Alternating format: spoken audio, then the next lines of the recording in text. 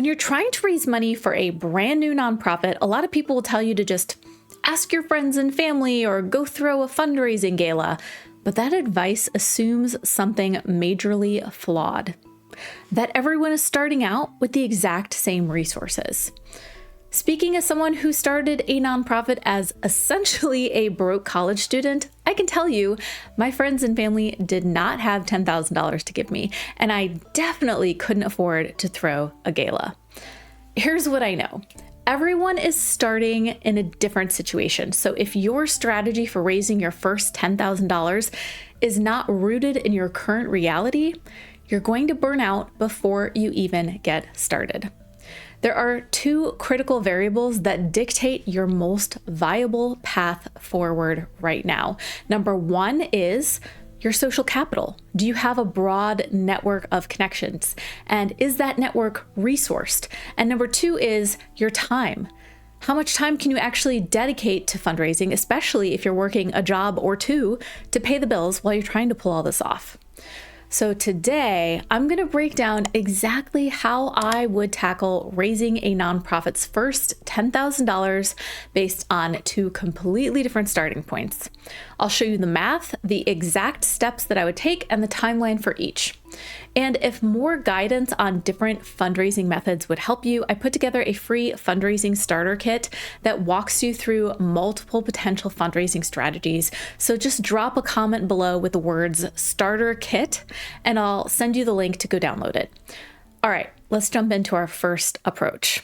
Now, this approach is exactly how I would go about raising the first $10,000 if I were working another full-time job, if I only had a few hours per week to spare, and maybe I was starting out with very few social connections. And I want to start here because honestly, this is incredibly common for grassroots founders. You can't rely on large individual checks just yet, and you don't have the time to run really big labor-intensive events. So the strategy here is twofold. First, I'd shift the focus from relying on huge donations from individual donors to instead focusing on local institutions and smaller donations, building up recurring monthly donations early on. Here's how it works. First, focus on local businesses. I'm talking about hardware stores, law offices, local realtors, mechanics, etc. And ask them for $250 to $500 small sponsorships in exchange for putting their logo on your founding materials or social media, recognizing them as a founding community partner for the organization. And you can do this starting out with brief drop-in conversations on your way to or from work. Now, everyone thinks of the big companies first when thinking about where to get donations, but small and local businesses are extremely generous. According to one recent report by the National Federation of Independent Business, 90% of local small businesses give financially to causes in their community. They're already giving. You just need to ask. Second part of this is I'd find a few civic groups. I'd reach out and ask to be a speaker at an upcoming meeting for a local congregation or a Rotary Club or a neighborhood association.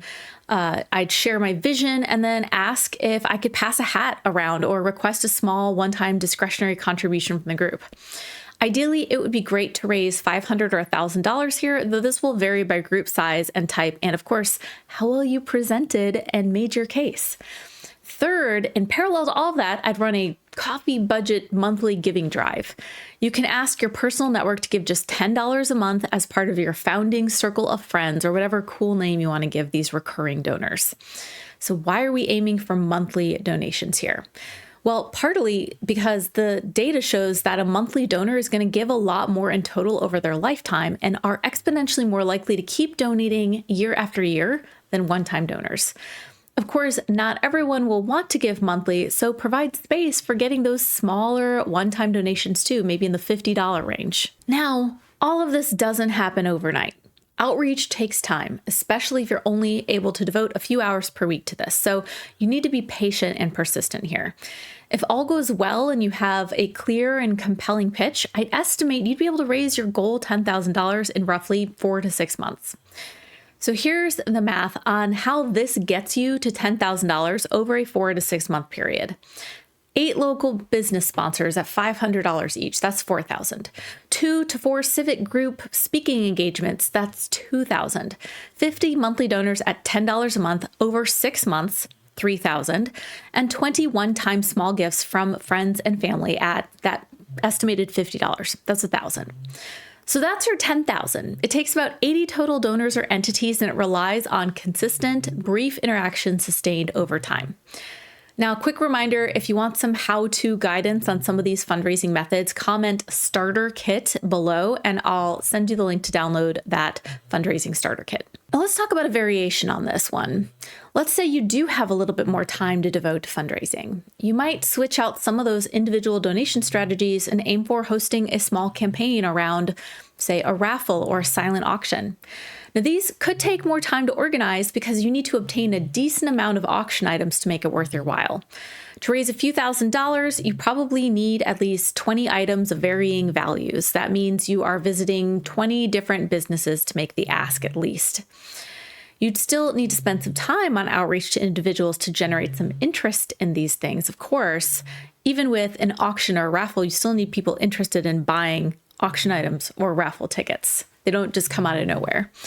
In terms of format, you can host an auction or raffle online or at an in-person event. And there are pros and cons to either scenario. Now, hosting an in-person event might take significantly more work, and of course you have to find a venue, hopefully one that can be donated. But the relationships that you build face-to-face are going to be stronger and are far more likely to lead to future donations for your cause. Face-to-face fundraising interactions often have higher conversion rates than digital outreach because people feel more trusting and likely to behave similarly to their peers when in the same room together. I do want to offer a quick caution.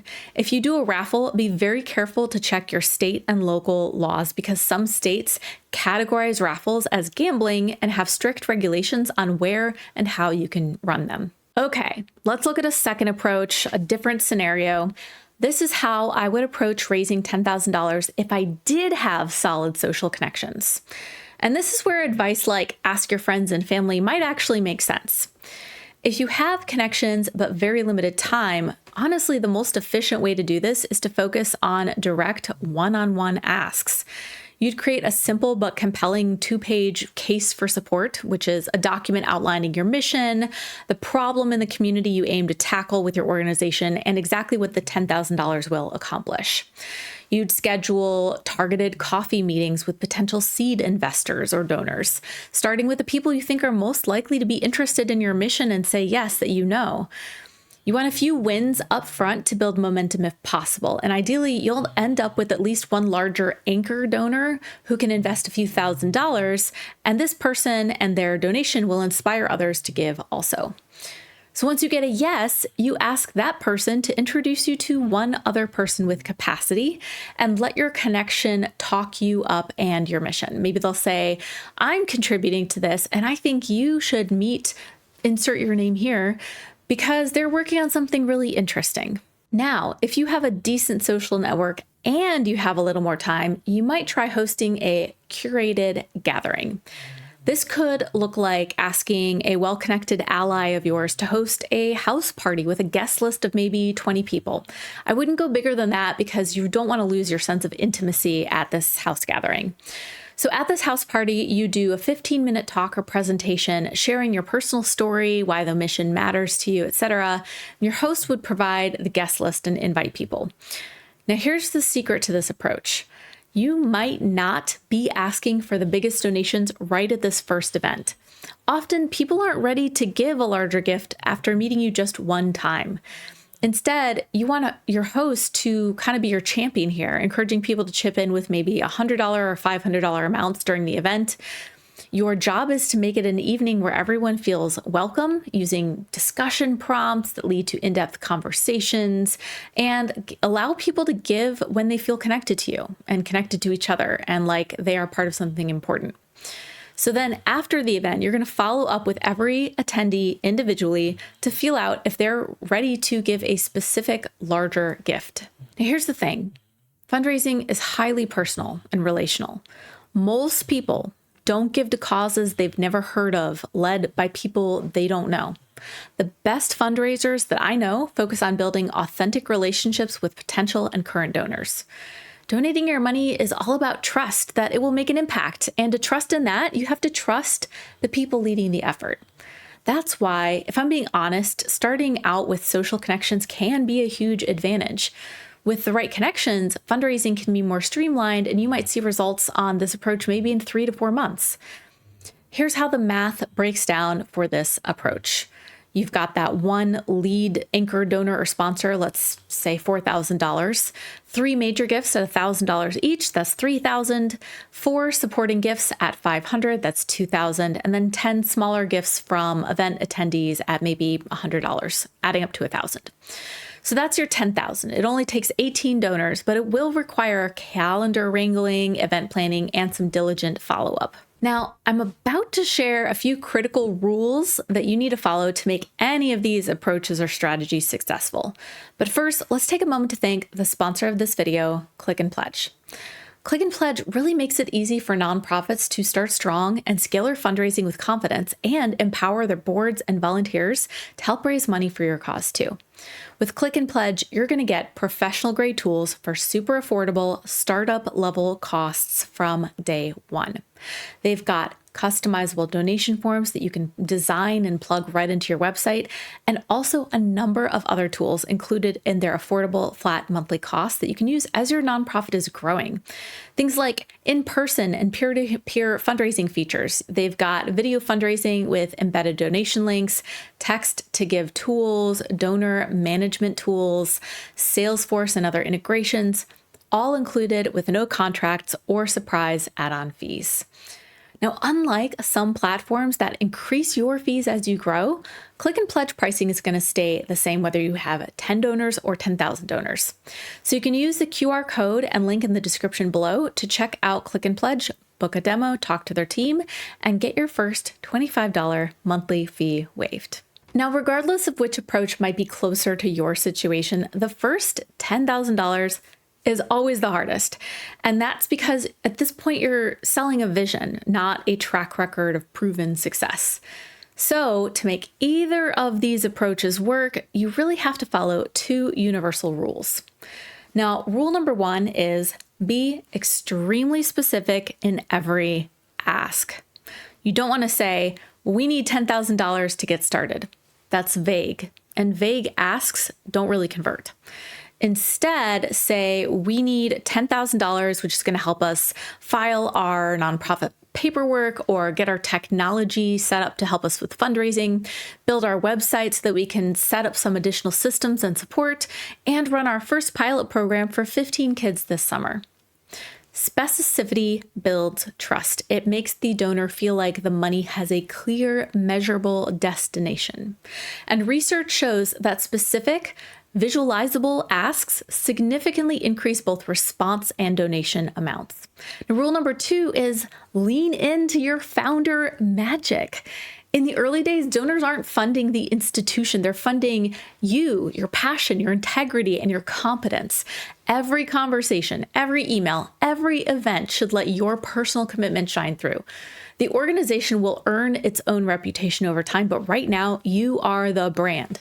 People fund what they believe in, so focus on helping them believe in you. Now, raising your first $10,000 is entirely possible, but you have to pick the strategy that matches your reality. You need to assess your network and your social connections, be honest about your time capacity, and then work the math and be patient and consistent.